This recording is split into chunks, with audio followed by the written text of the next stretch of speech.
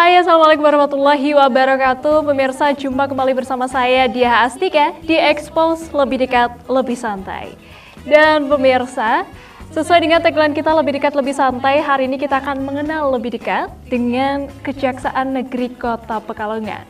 Mungkin selama ini atau sejauh ini kita mendengar banyak penegak hukum yang lain yang lebih populer begitu ya, tapi kali ini kita akan lebih mengenal seperti apa sih kejaksaan, tugas dan fungsinya dan pokok fungsinya.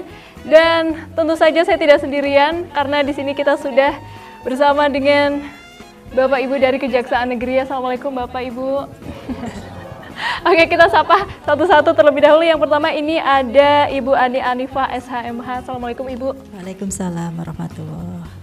Oke, Bu Ani ini adalah Kajari atau Kepala Kejaksaan Negeri Kota Pekalongan. Ibu gimana kabarnya? Alhamdulillah, Alhamdulillah. Siang ini kita dalam kondisi sehat walafiat. Oke, kita sapa semuanya terlebih dahulu nih ya. Di sampingnya ini ada Ibu Hasra Mustari. Iya. Oke, Ibu gimana nih kabarnya hari ini? Alhamdulillah sehat. Alhamdulillah sehat. Di sampingnya ini ada Pak Andri. Halo Bapak.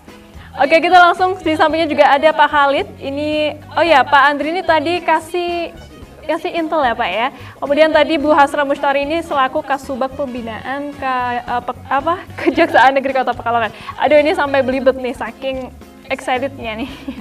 Oke, berikutnya di sampingnya ada Pak Khalid. Ini selaku Kasipitsus ya Pak ya, atau pidana khusus. Dan di samping saya ini ada Bapak Adi Wibowo. Ini adalah Kasih Pidana Umum atau Pidum ya Pak ya? Betul. Oke, ini baru di briefing tadi sebetulnya. Oke, Bu Ani, kita ngobrol ke Bu Ani dulu nih ya. Kita ingin mengenal lebih dekat dengan Kejaksaan Negeri Kota Pekalongan. Tapi sebelumnya nih, mungkin banyak dari pemirsa yang belum mengetahui sebetulnya apa sih Bu kejaksaan itu gitu ya. Kita bicara yang lebih generalnya dulu nih Bu. Terima kasih Mbak, bahwa apa yang disampaikan oleh Mbak host tadi ya, kejaksaan selama ini dikenal hanya sebagai penuntut. Kita menuntut tindak pidana umum maupun tindak pidana khusus. Tetapi sebenarnya kejaksaan mempunyai banyak fungsi di sini. Kita ketahui bersama bahwa kejaksaan adalah lembaga negara yang melaksanakan kekuasaan dalam penegakan hukum ya. Jadi di dalam penegakan hukum ini kita ada bidang tadi yang disampaikan oleh Ibu Hasra, ada di bidang pembinaan. Pembinaan ini untuk kebanyakan kegiatan ke dalam ya, kegiatan di dalam. Kemudian ada intelijen, nanti masing-masing akan menyampaikan apa sih sebenarnya tugas masing-masing, tupoksi masing-masing dari bidang-bidang ini atau seksi-seksi ini. Kemudian juga ada pidana umum, kemudian ada pidana khusus, ada perdata dan tata usaha negara, juga ada yang membidangi barang bukti. Di sini tadi sudah disampaikan ada kasih PB 3R. Nah, dari semua ini kita melaksanakan tugas fungsi ini sangat luas ya. Di mana nanti akan disampaikan masing-masing di bidang masing-masing akan menyampaikan agar masyarakat juga bisa mengetahui.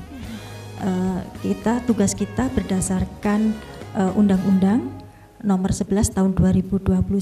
Ini merupakan undang-undang dari perubahan Undang-Undang Nomor 4 Tahun 2000. Saya ulangi, Undang-Undang Nomor 16 Tahun 2004 ya. Okay. Dalam kesempatan ini juga saya sampaikan bahwa kami baru saja melaksanakan kegiatan pada tanggal 22 Juli kemarin, Hari Bakti Adiaksa yang ke-63. Nah, disinilah kita ingin lebih dekat dengan masyarakat, maka dari itu ada kegiatan-kegiatan yang keluar juga. Kita sampaikan ada kegiatan pertandingan olahraga secara yang diikuti secara umum oleh masyarakat. Juga baru tadi malam ya Mbak ya, kita bersinergi dengan Forkompimda, dengan kantor-kantor vertikal kita bersama-sama secara bisa bergabung untuk melaksanakan silaturahmi seperti itu, Mbak. Oke, kalau itu sudah agak dibahas semuanya nih, Bu. Kalau kejaksaan itu apa, tadi juga sedikit mungkin tentang tupoksinya gitu, tapi kita akan mendetail nih untuk mungkin per bidangnya ini kita akan mengulik nih gitu ya, Bu, ya, tugasnya masing-masing nih seperti apa kira-kira. Oke, mungkin kita langsung saja nih, Bu, ya, ke bidang, mungkin ke Bu Hasra dulu deh, kita pengen dengar suaranya Bu Hasra ya, ladies first ya, Bu, ya. Oke, Bu Hasra.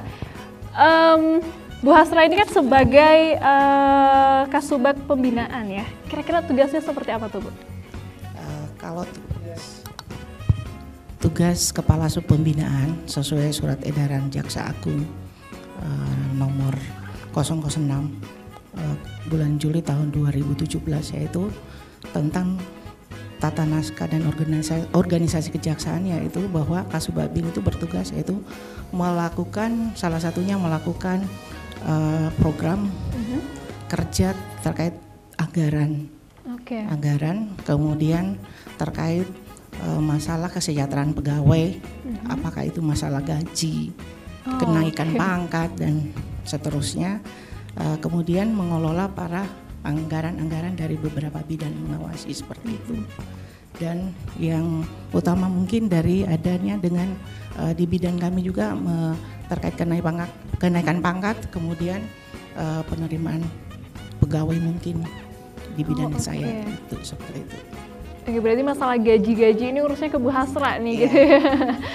Ini udah belum udah ini belum Pak, udah dinotis sama Bu Hasra belum Pak? Oke, Bu Hasra, itu kan Kasubag Pembinaan gitu ya.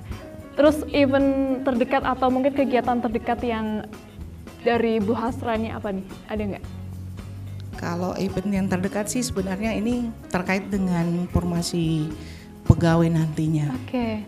Yang akan datang ini, dan tentunya memang kita cuma di sini menginformasikan kepada masyarakat khususnya Kota Pekalongan yang ingin mendaftarkan, misalnya kepingin bergabung dengan kejaksaan, nantinya kami bisa informasi di Kejaksaan Negeri Kota Pekalongan. Oh gitu, oke. Berarti akan ada open recruitment nih ya, karyawan atau pegawai baru gitu. Oke, itu saya penasaran Bu, mungkin ada Bu syarat-syaratnya gitu Bu, masuk ke situ, siapa tahu nanti dia bisa gitu ya. Iya, ada syaratnya, yaitu usia minimalnya 18 tahun, maksimalnya 35 tahun kalau itu tenaga TU. Sedangkan kalau jaksa serendah-rendahnya itu 23 atau sampai 27. Jadi kalau dia mendaftar bisa sampai 21, 22 karena harus ada sepalan usia dulu, karena dilantik jadi jaksa itu minimal 23 tahun. Iya. Jadi nanti mungkin juga kepada pemirsa menginformasi bahwa tahun ini mungkin akan diadakan P3K. Jadi kayak seperti dokter, itu ada penerimaan perawat dan seterusnya. Jadi biasanya dipikirnya bahwa nanti sarjana hukum atau tamat SMA diterima di kejaksaan, tidak. Iya, seperti itu. Oke, itu dari Bu Hasra selaku Kasubag Pembinaan. Kita sekarang pindah kemana nih Bu Ani enaknya nih? Ke intelijen. Oke, kita berarti ke Pak Andri nih ya. Iya. Oke, sebagai kasih intel itu seperti apa sih Pak? Kayaknya ini menarik juga nih. Kita kan mungkin yang masyarakat luas tahu ya bahwa intel itu mengerikan gitu ya Pak ya. Maksudnya bergerak di bawah ketidaktahuan orang-orang gitu ya. Itu seperti apa nih kalau misal dari di kejaksaan sendiri tugas kasih intel atau mungkin di bidang intel itu seperti apa tuh Pak? Terima kasih atas waktunya. Assalamualaikum warahmatullahi wabarakatuh. Assalamualaikum warahmatullahi wabarakatuh. Jadi saya bisa menerangkannya. Kalau dibilang tugas intelijen ini banyak fungsinya Mbak. Salah satunya aja ya yang kita bahas berkaitan dengan tupoksi intelijen ini mensupport bidang-bidang lain, terutama di bidang PIDUM ataupun bidang Pitsus yang terkait dalam penanganan sebuah perkara. Nah, contohnya lagi seperti pengamanan. Nah, salah satunya ini di bidang intelijen ini PAMGAL, pengamanan dan penggalangan. Nah, PAMGAL ini juga meliputi pengamanan baik itu di dalam ataupun di luar. Yang di dalam itu sendiri ya terkait dengan jaksa yang menyidangkannya, jaksa yang meneliti suatu perkaranya. Ya, jadi adapun informasi-informasi kita yang kita terima dari luar, kita akan memberikan tahu kepada pimpinan bahwa seperti ini loh. Nah, nanti pimpinan akan memberikan tahu kepada jaksa peneliti ataupun kasih pidumnya atau kasih pisus, oh seperti ini case perkara ini, agar berhati-hati.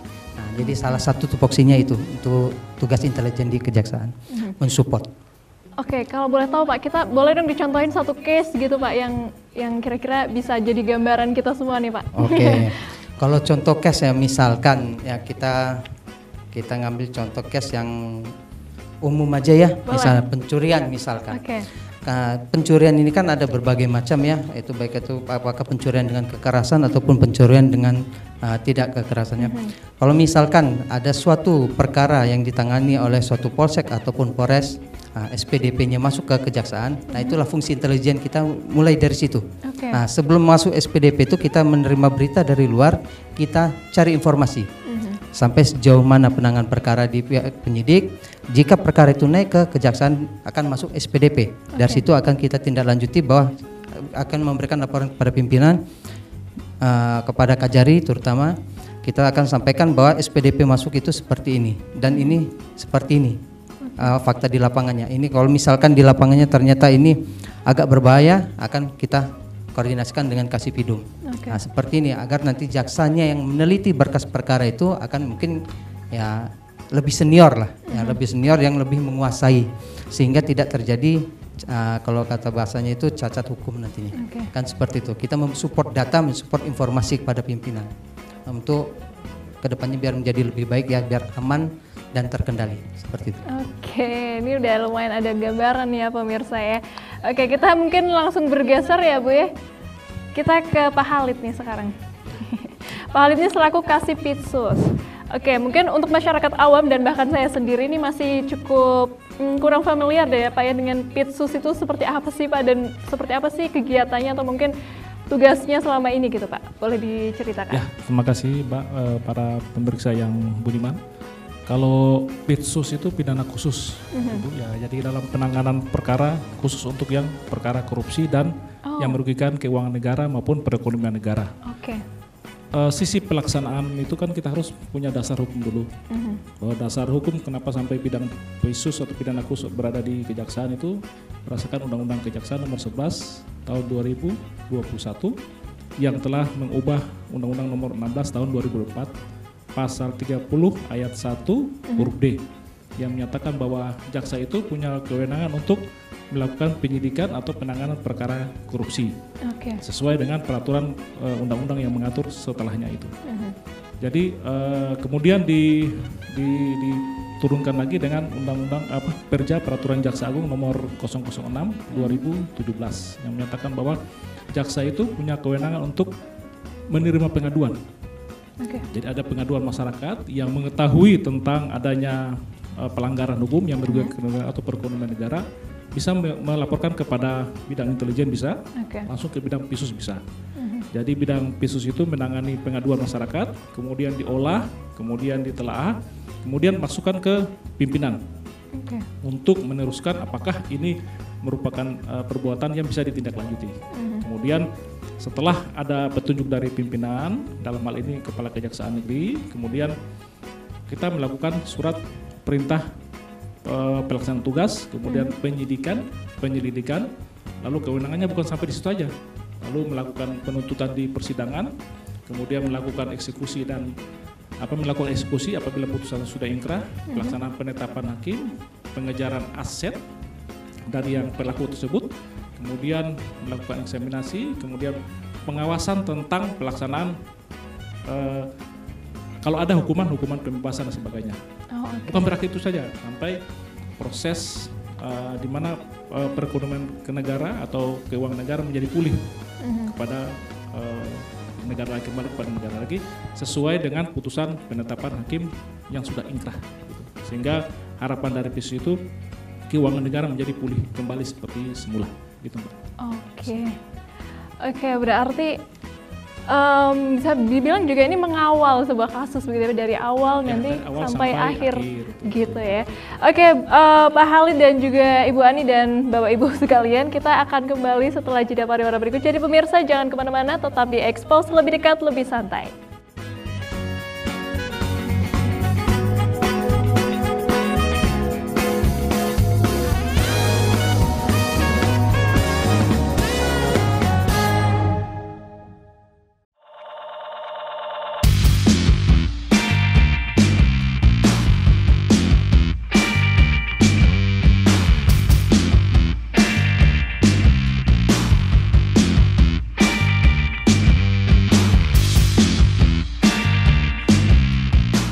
Pemirsa, Anda masih bersama kami di Expose, lebih dekat, lebih santai. Dan kali ini kita juga akan lebih dekat dan lebih santai bersama Kejaksaan Negeri Kota Pekalongan.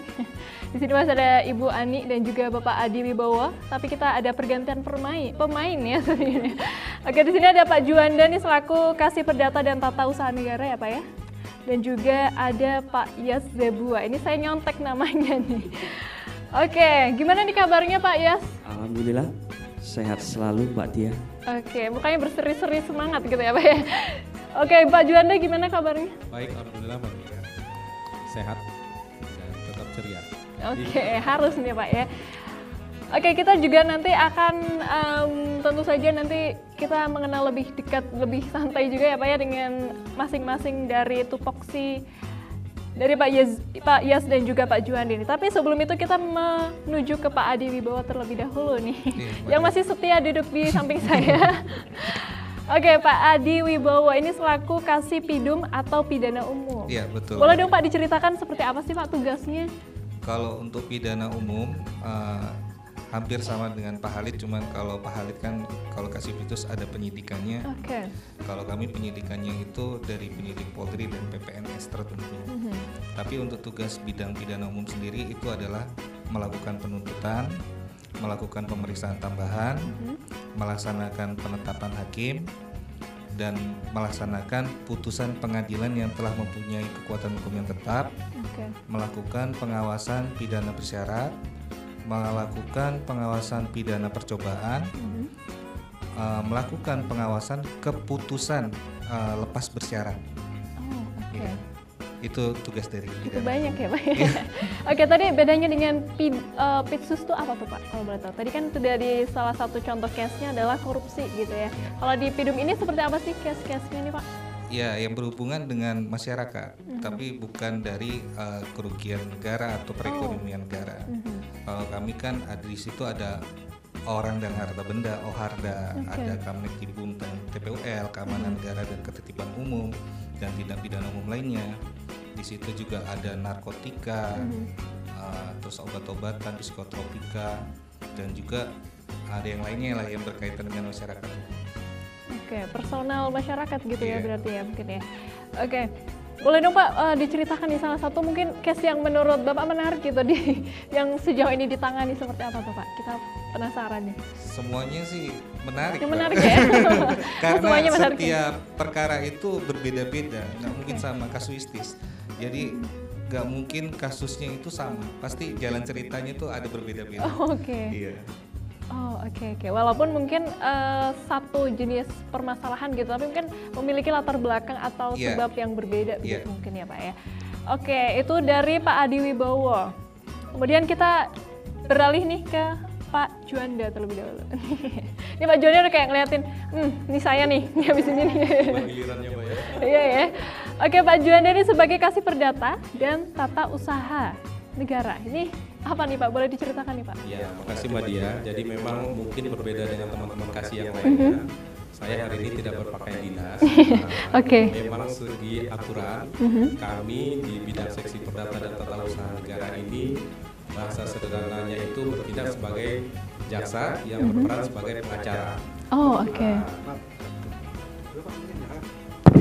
Menyerang. Kurang kedengaran. Ulang boleh nih. Ulang dari pertanyaan. Oke. Tes ya. 3, 2, 1. Oke, sekarang kita beralih ke Pak Juanda nih sekarang ya Pak Juanda. Ini sebagai Kasih Perdata dan Tata Usaha Negara. Boleh dong Pak diceritakan seperti apa tupoksinya tuh Pak? Baik Mbak Dia, pertama tentunya dari segi teman-teman yang lainnya, mungkin hari ini saya berbeda penampilannya, tidak berpakaian dinas. Memang kami di bidang Perdata dan Tata Usaha Negara, tiap harinya tidak menggunakan seragam apabila kecuali mewakili Ibu Kajari atau dalam pelaksanaan apel atau upacara. Jadi di bidang Perdata dan Tata Usaha Negara itu kita menjalankan fungsi pada dasarnya sebagai jaksa, tapi kita bertindak sebagai pengacara.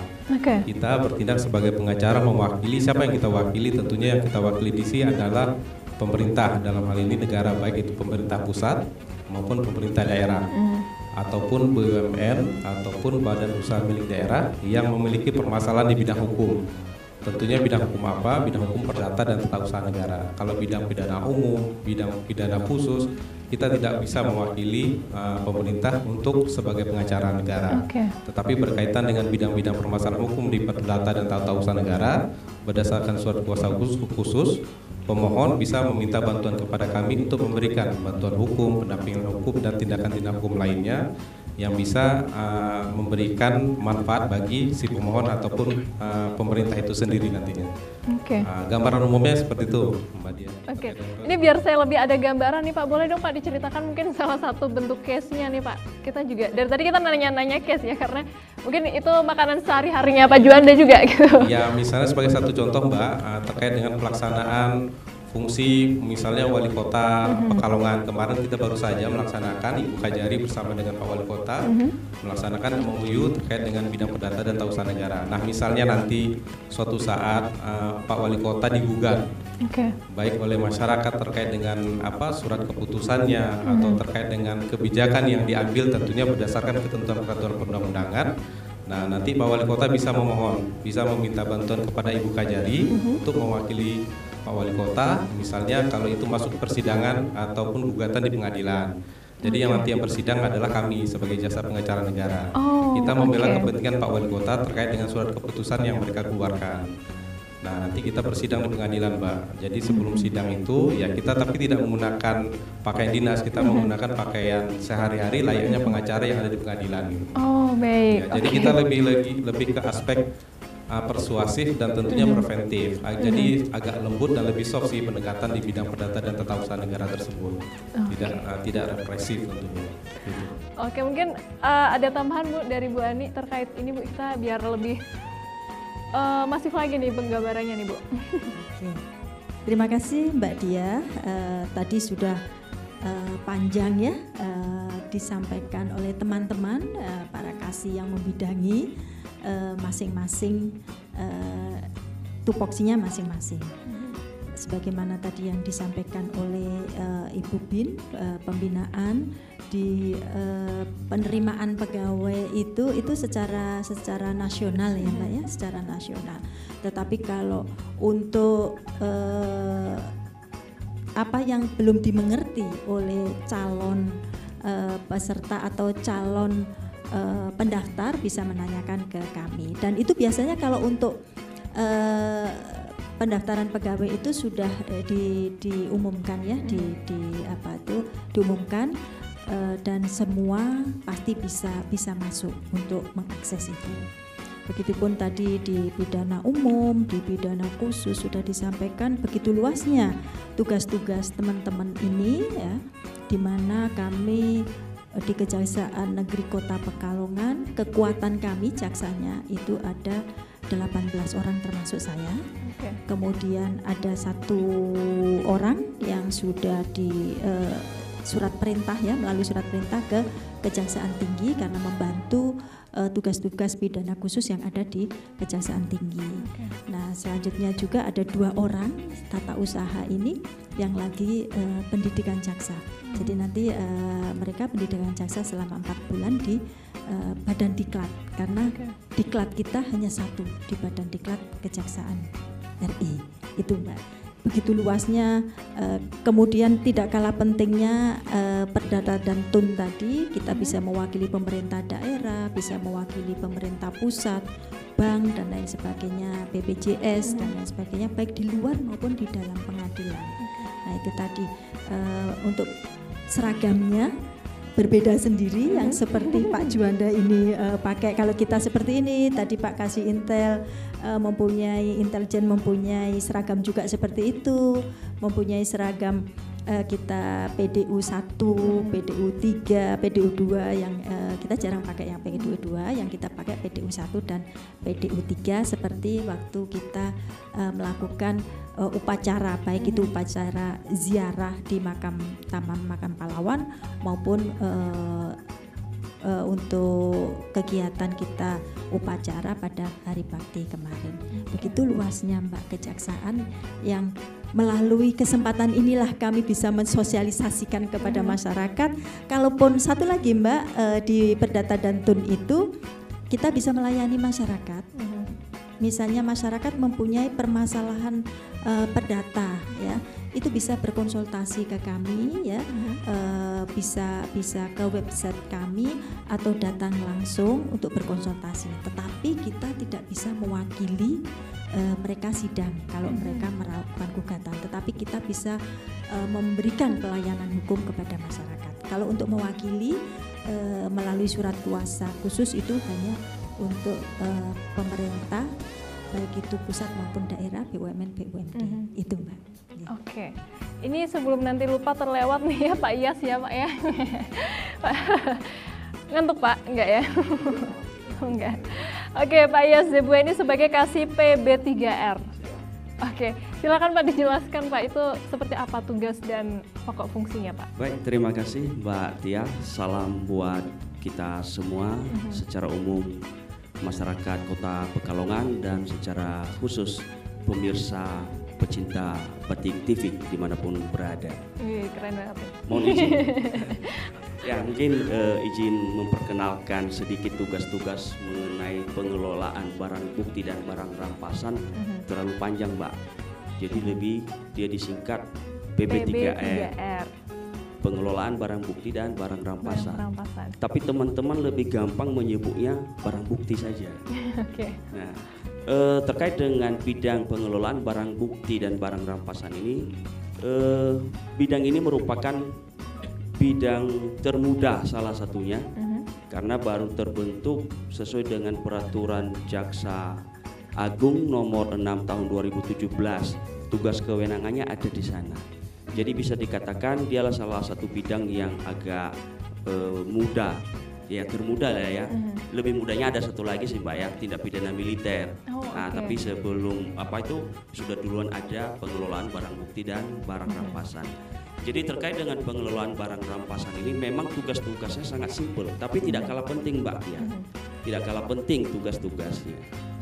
Jadi di sana dia melakukan bila mana barang bukti itu, misalnya ada penyerahan tahanan dan barang bukti dari penyidik, baik itu perkara tindak pidana umum maupun tindak pidana perkara khusus atau korupsi. Nah, namanya barang bukti yang digunakan dalam perkara tersebut itu dikelola oleh bidang barang bukti dan barang rampasan. Nah, tugas-tugasnya nanti di saat ada penyerahan itu, tugas barang bukti sudah ada di situ, melakukan pemeriksaan, ya, memberikan pertimbangan hukum terhadap barang bukti tersebut, karena bisa saja jaksa yang meneliti bisa saja kelewat. Nah, di situ bidang barang bukti dan barang rampasan sudah mulai berperan, ikut memberikan pertimbangan hukum dan kemudian mengklasifikasi jenis-jenis barang bukti tersebut. Kenapa? Untuk nanti dilihat pengelolaannya seperti apa, pemeliharaannya seperti apa, penyimpanannya seperti apa. Bisa saja ada barang bukti yang membutuhkan penanganan khusus, pemeliharaan atau penyimpanan khusus. Nah, itulah tugas-tugas dari bidang pengelolaan barang bukti dan barang rampasan. Namun tidak hanya sampai di situ saja, Mbak Tia. Setelah nanti adanya putusan pengadilan, ya biasa putusan pengadilan itu kan memberikan putusan, amar putusannya kan pidana badan terhadap pelaku atau si terpidana atau terdakwanya. Nah, tentu juga ada amar putusan terhadap barang buktinya. Barang bukti tersebut bisa saja dikembalikan kepada pemilik atau yang berhak, bisa saja dirampas untuk dimusnahkan, biasanya barang-barang bukti yang digunakan untuk melakukan tindak pidana, bisa juga barang bukti tersebut dirampas untuk negara. Nah, makanya kalau kita di kejaksaan bidang barang bukti itu barang bukti dan barang rampasan ini disebut pahlawan PNBP. Ya, karena hasil-hasil lelang itu dia berusaha bagaimana bisa melelang, merampas untuk negara barang bukti itu sehingga ada penerimaan terhadap kas negara. Nah, untuk kita ketahui juga di tingkat Kejaksaan Agung itu ada Pusat Pemulihan Aset atau PPA yang terbentuk pada tahun 2014. Yang mana tugas-tugasnya itu juga meliputi sebagian tugas-tugas dari bidang pengelolaan barang bukti dan barang rampasan ini tadi. Yang mana tugas-tugasnya yaitu melakukan penelusuran terhadap aset-aset. Setelah dilakukan penelusuran, dilakukan pengamanan. Sudah didapat aset, dilakukan pengamanan. Setelah dilakukan pengamanan, termasuklah di dalamnya dilakukanlah pemeliharaan